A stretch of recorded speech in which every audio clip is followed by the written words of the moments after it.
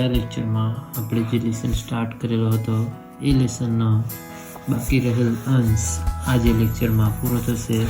જે લેક્ચરમાં ચલાવ્યું એ તમને સમજ પડી ગઈ હશે અને જે બાકી રહેલ અંશ છે એ પણ તમને સરળતાથી સમજ પડી જશે.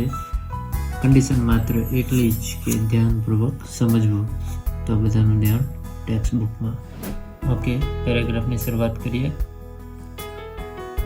She did not start selling baskets but came straight to the tea stall. હવે ફરી પાછું જ્યારે એમની મુલાકાત થઈ ત્યારે જ્યારે મળ્યા ત્યારે એ છોકરીએ ડાયરેક્ટ ટોપલીઓ વેચવાનું સ્ટાર્ટ નહીં કર્યું, પરંતુ એ સીધી ચાલતી ચાલતી જતી રહી કઈ બાજુ? ટી સ્ટોલ બાજુ. Her dark eyes were suddenly filled with light.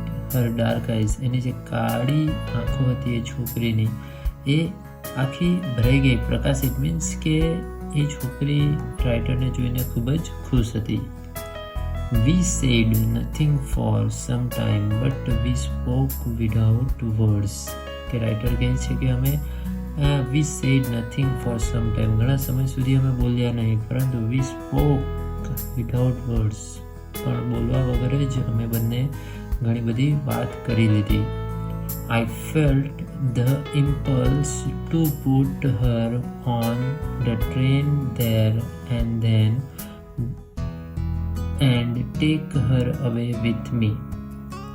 હવે રાઇટર કહે છે કે આઈ ફેલ્ટ, મેં અનુભવેલું, ધ ઇમ્પલ્સ એટલે ઈચ્છા, ઈરાદો. તો શાની ઈચ્છા?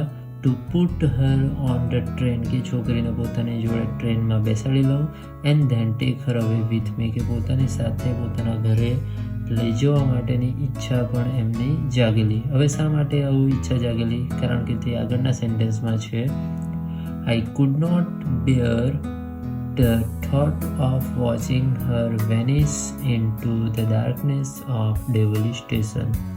તે કારણ આપ્યું છે કે આઈ કુડ નોટ બિયર એટલે સહન કરવું, એ સહન ન કરી શકતા હતા. ધ થોટ, વિચાર, કયો વિચાર?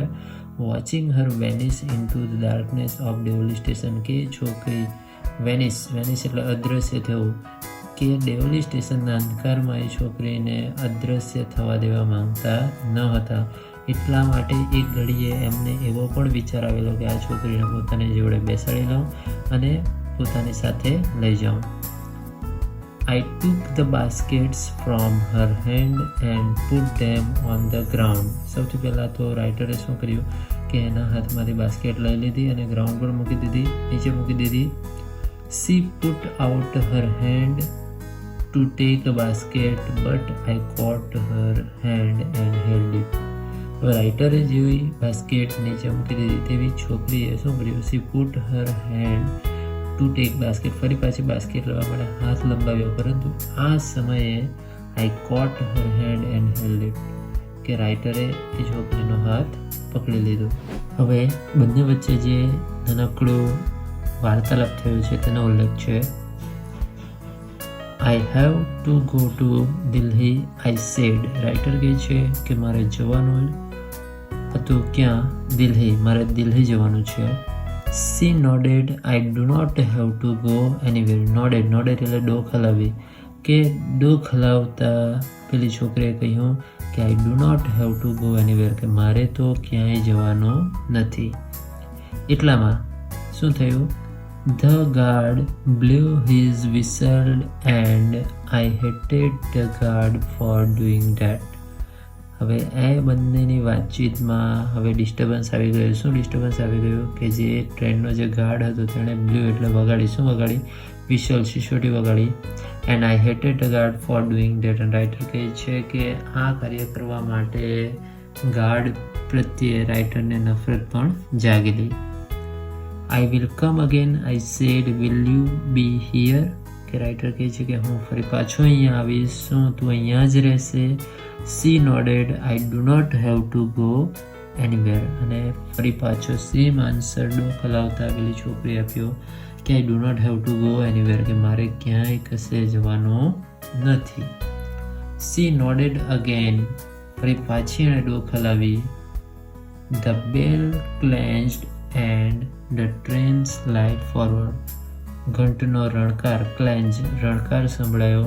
And train slid forward slid કે ધીમેથી ખસવા માંડી અને પોતાની જગ્યા પરથી આગળ વધવા માંડી. ટ્રેન જ્યાં ઊભેલી હતી ત્યાંથી આગળ વધવા માટે સ્ટાર્ટ થઈ. I had to pull my hand away from the girl and ran for the moving train. કે રાઇટર કહે છે કે I had to pull my hand કે પોતાનો હાથ ખેંચવા પડેલો. કોના હાથમાં હતો? તો પેલી છોકરીના હાથમાં હતો, ત્યાંથી ખેંચવા પડેલો. And ran for the moving train અને ટ્રેન પકડવા માટે એમણે દોડવા પણ પડેલું. Next paragraph. This time I did not forget her. હવે પહેલાં જ્યારે એ છોકરીને મળેલા અને ત્યાર પછી એ દેહરા ગયેલા ત્યારે એ છોકરી સાથેનો જે પ્રસંગ બનેલો તેનો જે અનુભવ હતો એ બીજા બધા કામોને કારણે ભૂલી ગયેલા. પરંતુ અત્યારે કહે છે કે અત્યારે એ બનાવ એ ભૂલ્યા જ નહીં. She was with me for the rest of the journey and four long after. કે બાકીની જર્નીમાં તો એની યાદગીરી રહી જ, પરંતુ જર્ની પછી પણ ઘણા લાંબા સમય સુધી એ છોકરી રાઇટરના માઇન્ડમાં રહી. All that year she was bright a living thing. All that એ આખા વર્ષ દરમિયાન તે કેવા સ્વરૂપે રહી? બ્રાઇટ તેજસ્વી ચમકતી, લિવિંગ થિંગ એટલે જીવન વસ્તુના સ્વરૂપે યાદગીરી રાઇટરના માઇન્ડમાં રહી. And when the college term ended, I packed in haste and left for Dehra earlier than usual. And when the college term ended, અને કહે છે કે જ્યારે આ કોલેજનું સત્ર પૂરું થયું, I packed in haste. haste એટલે ઉતાવળે એ પેકિંગ કર્યું દહેરા જવા માટે. And left for Dehra earlier than usual કે પહેલાં રેગ્યુલર જે સમય નીકળતા તેના કરતાં વહેલા આ સમયે નીકળ્યા ઉતાવળે. એનું પાછળનું કારણ આપણને ખબર જ છે. કોને મળવા માંગતા હતા? તો પેલી છોકરીને. I was nervous and anxious as the train entered Devli. કે I was nervous એટલે બેચેન અને anxious એટલે ચિંતિત હતો. જેવી ટ્રેન દેવલી સ્ટેશનમાં એન્ટર થઈ તેવા ચિંતિત અને બેચેન બન્યા. I was wondering what I should say to the girl and what I should do. I was wondering બધું વિચારી રાખેલું કે what I should say to girl એ છોકરીને શું કહેવાનું છે and what I should do અને મારે શું કરવાનું છે એ બધું એમણે વિચારી રાખેલું. I was determined that I would not stand helplessly before her.